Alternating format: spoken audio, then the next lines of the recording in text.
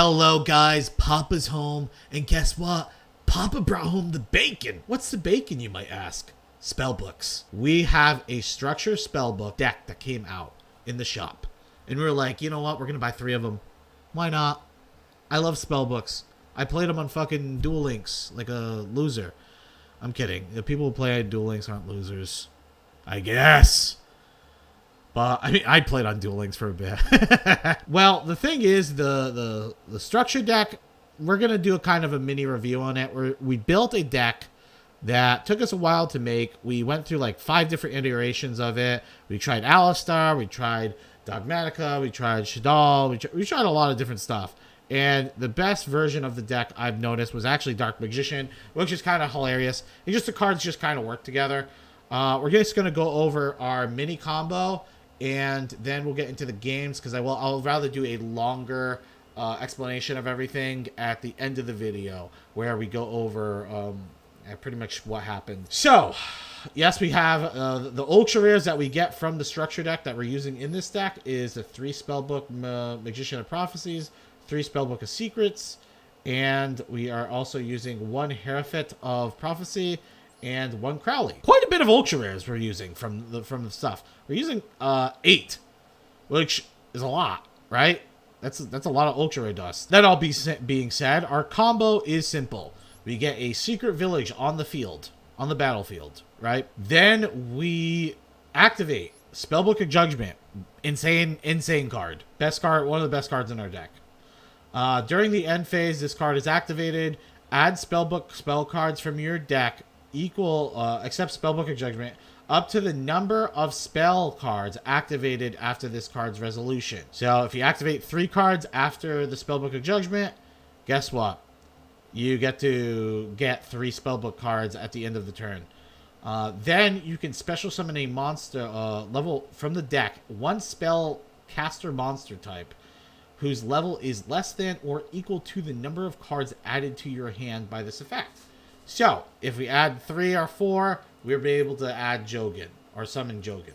So what Jogan does, neither player can special summon monsters, so essentially you want to get Secret Village with this card, and you lock your opponent completely out of playing pretty much Yu-Gi-Oh! The only option they will have is the normal summon attack, or play traps. That's pretty much it. And the way we have to protect it, Spellbook of Fate, and hopefully setting up this Dark Magician engine, where we can special summon Dark Magician with Dark Magical Circle and exile whatever he plays as a normal summon. So that's pretty much the gist of the deck. We'll go through, again, like the deck in a deeper deck profile at the end of the video. Let's get into some games and see how we did. Alrighty, guys, we're here for game number 1, and we're going first, which is always a good sign for us. So we start off with the Spellbook of Judgment. Like I said, broken card in the deck, best card in the deck. Unfortunately, I don't know how much we're even going to be able to take advantage of this.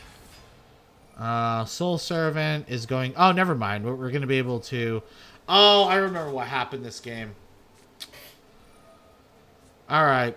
So, don't judge me here. Don't judge me here. And by the way, we go into I'm Duke, and the reason why we go into that is just so we can have a Dark Magician in the graveyard. So when we flip Eternal Soul, we're not giving them extra information about what's in our hand. You don't need to do this, but this is, I think this is preferred. In my opinion, I think this is more ideal. So I mess up here. I'm showing this deck, showing this even though I messed up a little bit. It's really not going to matter when you watch the rest of the game. But you'll see. You'll see what I'm talking about. I didn't actually, for some reason, I was clicking over here and I hit no by accident when I was clicking. So I was clicking over here and I hit no, which is really unfortunate. I'm sure you guys have experienced that before. Like, I screamed at my fucking thing. But like I said, we're playing against Dynamorphia, so it really wasn't super relevant. He would have been able to kill it with the Thursday. Yeah, technically, I could have stopped it. But he has 5 back row. It's not that big of a deal. So, and remember, if we had that on the field, we actually would not be able to Eternal Soul. So, it was probably a good thing we did not summon it. Like, 5 head actually plays Or that's actually Galaxy Brain. I'm not sure. But we banish the domain, which honestly was kind of fucking weird on the why he even played like that. He knew I had Dark Magical Circle and Eternal Soul. But alright, so we're gonna just special summon Dark Magician. He's not baiting anything or showing that he has anything. He ends up having a Called by the Grave. So him flipping up Called by the Grave is making me think he must have other like dead cards here. So we're gonna activate Spellbook of Knowledge. And then we're gonna go on Hierophant Prophecy. And this is where he flips over Super Poly. Really fucking annoying. The Hierophant Prophecy would have been sick. It would have just popped everything he had. But we need a lot of these cards require you to have a spellcaster monster on the field. Alright? So that's the reason why you see me like using the Spellbook of Life. Like you have to, because you need the spellcaster on the field. So now we're gonna fate one of his back row cards. We hit Imperm. Not the best card to hit. We're going to grab Spellbook of Judgment. We're just activating it. We really don't have to activate it right now, but I'm just adding more fodder in the graveyard so I can have another Spellbook of Fate for next turn. So that's literally the only reason why we did that. Alright, then our opponent concedes because we literally just picked apart our opponent's entire board with this deck. We had enough to special summon Dark Magician on his standby phase, banish this card, and whatever he had in his hand, we had banished for Fate with Fate. Pretty nutty, if you ask me. Pretty good. Hello, guys. We're here for game number 2, and my hand is a little awkward, but we are playing against a tryhard loser, so it doesn't really matter. And for people who get offended by me saying these people are tryhard losers, I just say it about everyone. Don't take if you're not me, like if you're not on the front side of the screen where I can see the cards, then I consider the opponent, the opposition, the loser, because it obviously can't be me. I'm the winner. I'm winning at life. I'm like 7,000 pounds. Fucking hideous. This is how we do it in life. Alright, so I just also want to point out these games are in Diamond. All these games are in Diamond, so if you guys have any problems with plays people make, it's in Diamond. I don't know what to tell you. Not like there's a higher rank than this. We're gonna summon the Magician's Rod. That's gonna get our Magical Circle. As you see, he negated Magician's Soul. I thought him negating Magician's Soul was fucking crazy.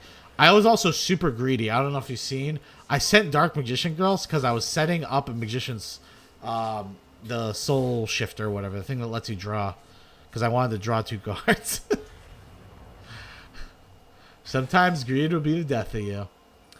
Alright, so here we actually get rid of the token, and the reason why we get rid of the token, because if he uses that to get Wandering Griffin, it's pointless anyway. This requires him to search for something else, and we're fucked anyway. We're actually fucked anyway, because he's going to be able to use Shadal Hedgehog to pop the Eternal Soul here anyway, when it goes to the graveyard. Oh, wait. Something pops it. Oh, there, something pops it. I knew something popped it. I might have not been paying attention. Oops. I mean, really, does anyone actually play Yu-Gi-Oh when they play Yu-Gi-Oh? I'm like watching like 6 different things while I'm playing. I'm not paying attention to the game whatsoever. Alright, so it's our turn. We're going to activate Magician's Soul, send Dark Magician. This will allow us to use our Dark Magical Circle to just get rid of that window. It really wouldn't have been that. We would have had to play that slower if we didn't have that. Honestly, I'm just adding fodder here in my hand. I'm adding discard fodder to my hand. You're gonna see a pretty nutty end board here.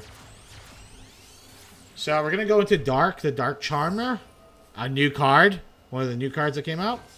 And now we're gonna go into Selene, and Selene is great in this deck. Look at this, 7,000 charges. Now we can summon the Dark Magician. Dark Magician triggers the field spell. Let's summon Dark Magician Girl. And now we have an IP Masquerena as well. And we can set our Eternal Soul. And now we can flip Eternal Soul. Yeah, our opponent's just boned. There's zero way he wins this. Now we can get rid of that Fateful Adventure. And again, Magician Salvation. Procs to bring back Dark Magician Girl. This is where I think Magician Salvation is actually not that bad. Like, I normally trash on this card. Like, it's like, oh, whatever. But, like, you're able to do such good link plays with it. And then he's going to activate Snow to try and flip my girl down. I'm like, no, bitch. I'm a girl boss. And we go into Nightmare Unicorn. And then we activate Unicorn to get rid of his back row. And then we use Celine to... So he was going to shift into combat, and I know he was going to trade Snow into this because it cost him nothing. Because he has a million cards in the graveyard, he can just bring Snow back. So I was just bringing back Dark Magician. So I would have... just so I have a Dark Magician, I could have gone into a Ring 7, you know what I mean? Like a XE card too. So, yeah, he got boned. GG.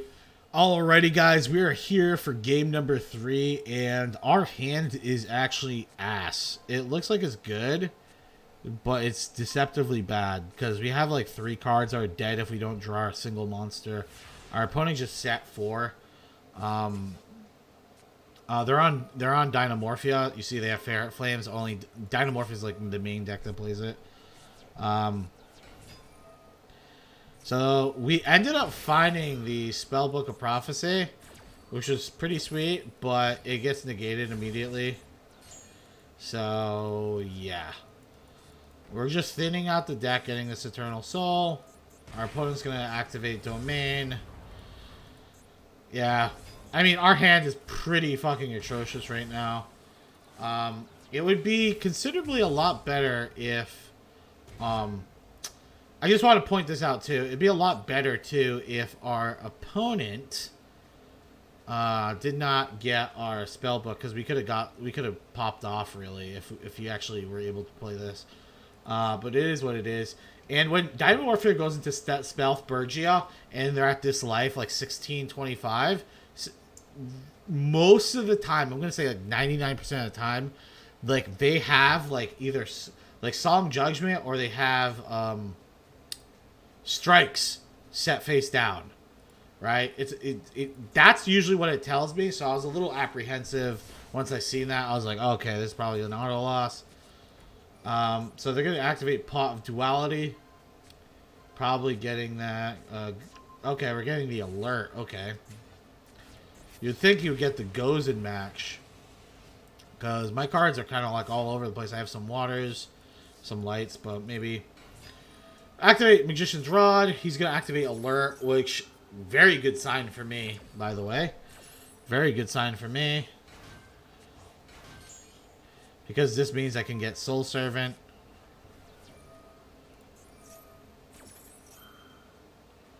Actually, you know what? The Soul Servant isn't that great. Now that I'm looking at it.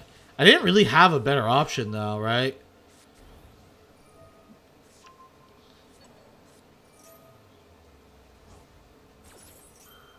So I think right now... Oh, okay, I see what I'm doing. It was actually a fine option. So I activate Spellbook of Mastery to get the Draw 2 from Knowledge. And then I'm going to be able to tutor pretty much Magician Soul in my hand. Yeah, my opponent's just brutalizing me right now. The Grave Digger's Cage, dude. That, like, boned me. Then Dimensional Barrier. This wasn't that big of a deal, the Dimension Barrier, because I really had no other plays right now. But now I can activate Soul Servant to draw a card. He just activates this because he's an idiot. He has no idea what's happening right now. He's just activating all his cards in a row. But we set Eternal Soul. We're going to activate it. They're going to Ice Dragon Prison. Dude, my opponent had everything, dude. Ice Dragon Prison, my Dark Magician. So he's going to banish my Rod, but I had Dark Magician in the hand. That's why I really wasn't that worried about it. So we can activate this.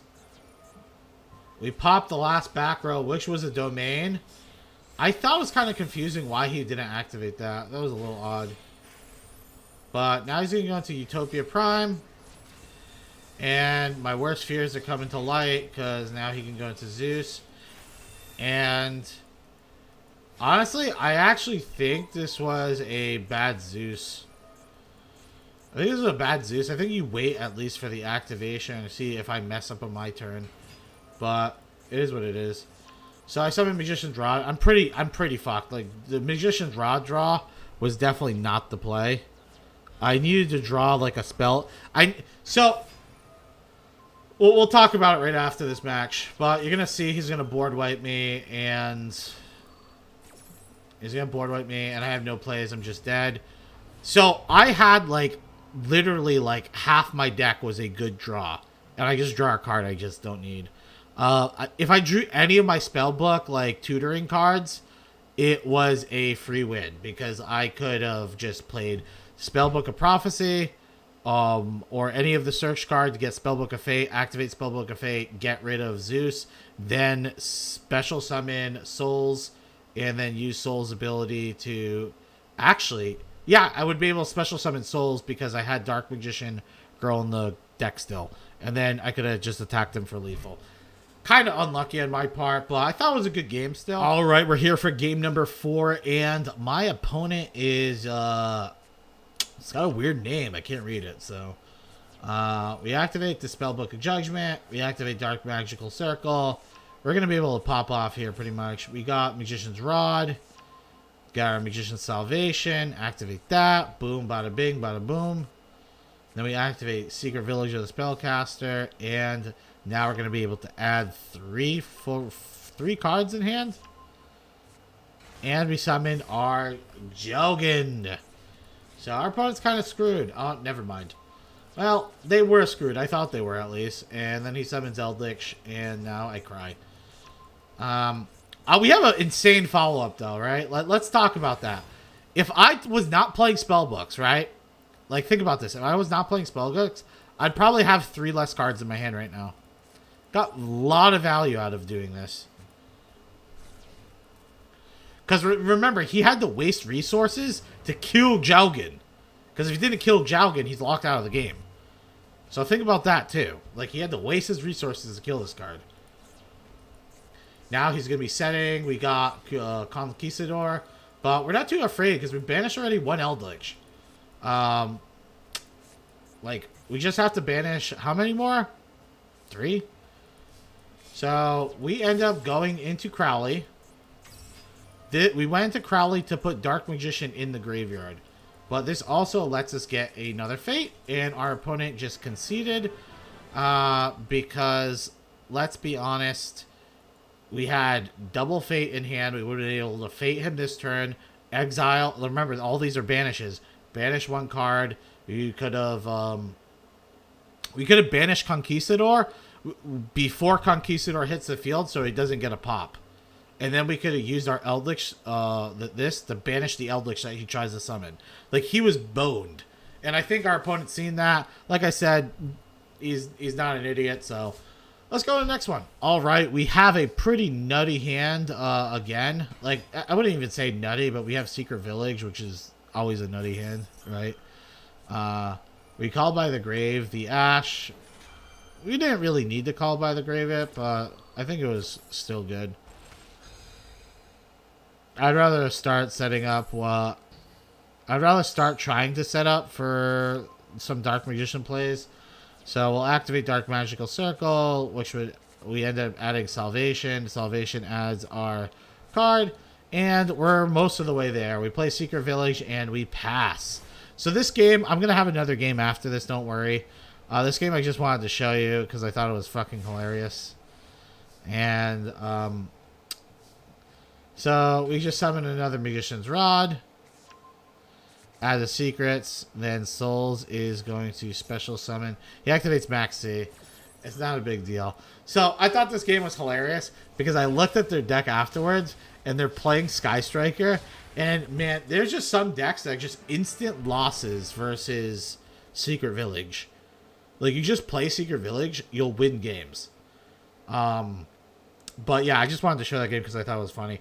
The next game is going to be a spicy one. All right, here we are for the final and 6th game. I know I'm giving an extra game than I normally do, but it is what it is. So we play Magician's Rod. We activate Soul Servant, adding Salvation to the top. Then we activate Magical Circle. Pretty standard shit, in my opinion.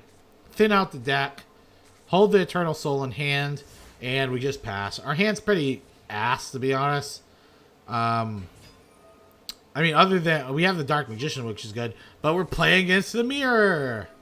What a surprise. He's going to activate Soul Servant.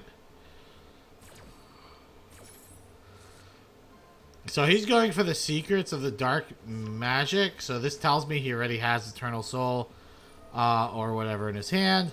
We activate our Eternal Soul in retaliation to him special summoning Dark Magician.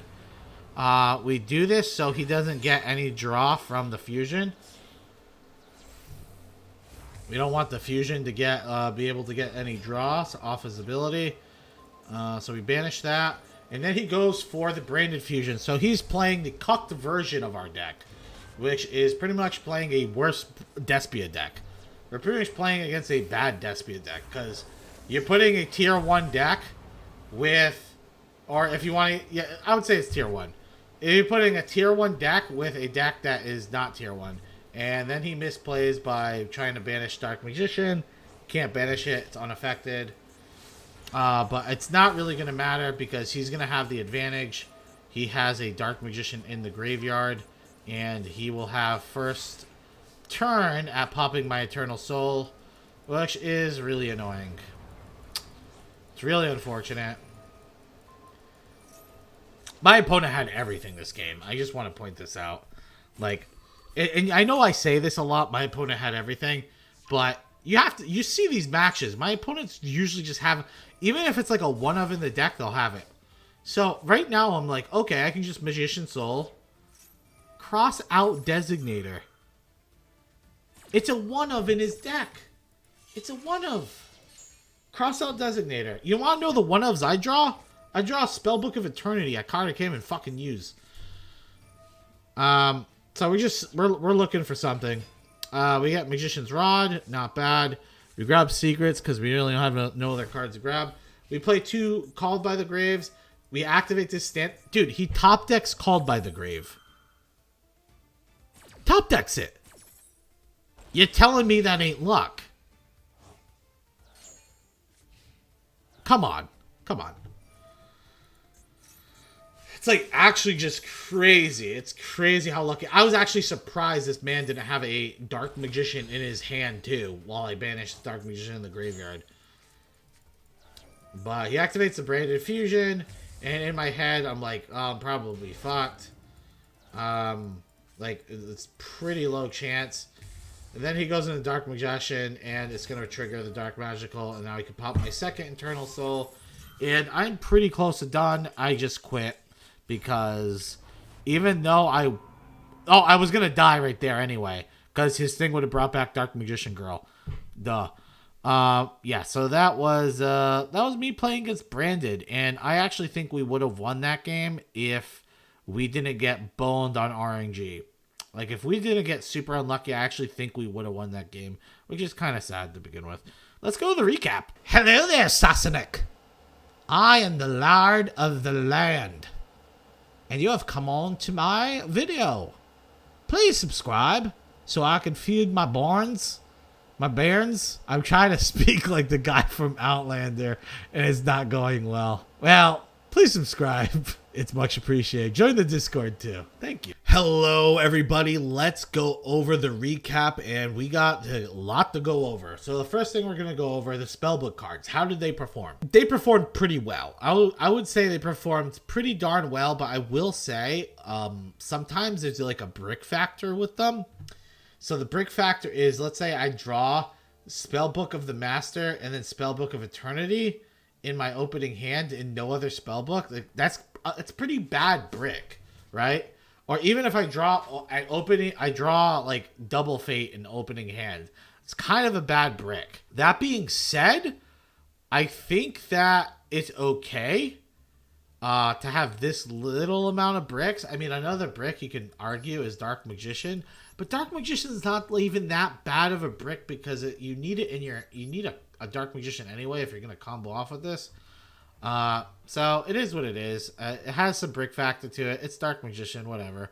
But the the spell books do add a little bit to it too. Other than that, I mean, the deck was pretty consistent. Consistently, I would say we got out the Secret Village with Jogan.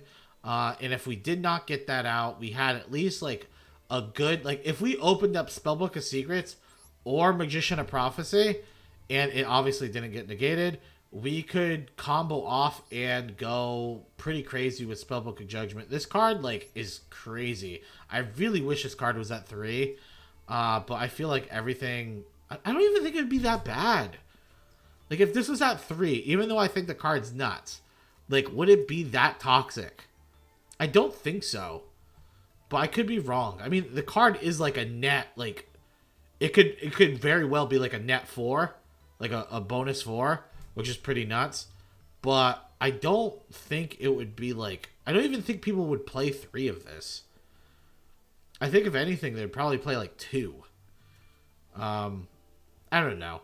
I actually think Sky Strikers... I tried Sky Strikers with the Spellbook cards too. I thought that worked out pretty decent. But I actually think the Dark Magician works out the best. It sounds weird, but I feel like it did. But Sky Strikers was a decent, like, alternative choice, too, to this. Let's talk about the extra deck real quick, because I didn't talk about it in the beginning, because I just didn't want to go too long. So we have Odd Eyes Absolute Dragon, because, again, we can go into rank 7s pretty easily, and then we can link that off to go into Vortex Dragon. And what do you link it off with? You either go into Dark, or you go into IP Masquerena, whatever, either or. We were running, originally in this deck, we had, like, 47 cards. But I wanted to cut it down, and the cards we pretty much cut down were some extra copies of cards. Like I was running 3 Spellbook of Knowledge. I was also running Spellbook of Power, and then I just realized like Power. I don't really do that much with Power to begin with. So as much as I think the card's cool, it's just not really in the ballpark of what we wanted to do. So I removed that. We also removed Super Poly. I don't know if I said that. So that means it freed up a lot of extra deck space, which means we were able to put Dark, we were able to put IP Masquerena, we were able to put Nightmare Unicorn. A lot of good additions, in my opinion, to the deck. What would I change in this deck? Well, currently I would have to play test more to change more on the deck. But currently I think this is like the best iteration I personally could come up with for right now. This was done over a few hour playtesting period, maybe like 5 or 6. And like I said, it was like a lot of different iterations from the beginning to end. And you can actually watch that on my stream at Twitch. So if you guys don't know, I stream Tuesday, Thursday, and sometimes Friday. We're going to try and have it a little more consistent on Friday. But Tuesday, Thursday, and Friday. And we stream 6 p.m. Eastern. And that's kind of where I came up with building the deck. And we kind of build it with chat. So, like, with chat, they give me suggestions of what I should be putting in the deck. And then we test it out at the end of the day. Okay, so what worked in the deck?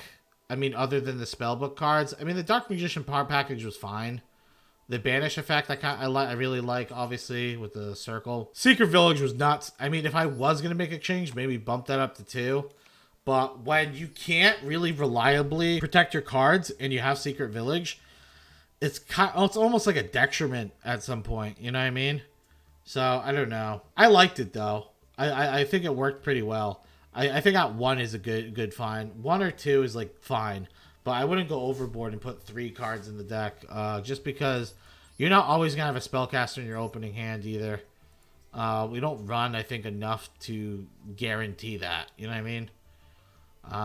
And sometimes when you open a spellcaster, it's like Dark Magician.